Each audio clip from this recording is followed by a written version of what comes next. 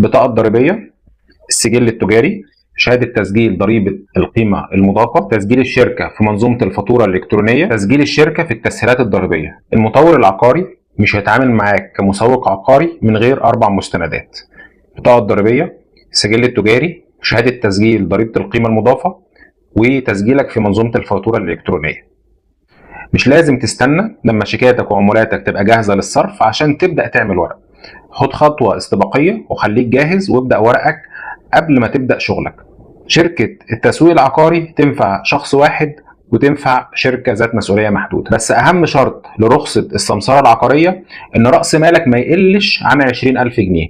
فلو أنت هتعمل شركة الشخص الواحد اعمل حسابك إنك هتعمل إيداع بنكي لرأس المال، أما لو هتعمل شركة ذات مسؤولية محدودة فدي ملهاش إيداع بنكي لرأس المال. وانا بقول لك لو تقدر تخلي رأس المال 50,000 هيبقى احسن بكتير. طيب انا بقدم لك ايه في التأسيس؟ بقدم لك البطاقة الضريبية، السجل التجاري، شهادة تسجيل ضريبة القيمة المضافة، تسجيل الشركة في منظومة الفاتورة الإلكترونية، تسجيل الشركة في التسهيلات الضريبية. ده بيكون معاه عقد التأسيس وصحيفة الاستثمار الإلكترونية، كل ورق الخاص بشركتك. عارف ايه اللي هيعطلك وانت بتأسس الشركة؟ حاجتين. اول حاجة اسم الشركة. الاسامي المميزة شركات كتيرة واخداها، فهتلاقي صعوبة في ان انت تلاقي اسم مميز لشركتك، لان الاسم المميز مش بيستنى كتير.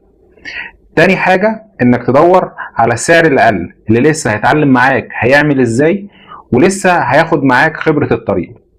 الخبرة دي احنا الحمد لله عارفينها وحافظينها، عارفين ورقك بيمشي ازاي، الفواتير والاقرارات الضريبية والمحاسبة الضريبية كمان، وبنعلمك شغلك بيمشي ازاي عشان تبقى عارف الشغل بتاعك اوله فين واخره فين. ما تستناش المطور العقاري يطلب منك الورق عشان يصرف لك مستحقاتك وعمولات. تواصل معانا واحنا هنقوم لك باللازم.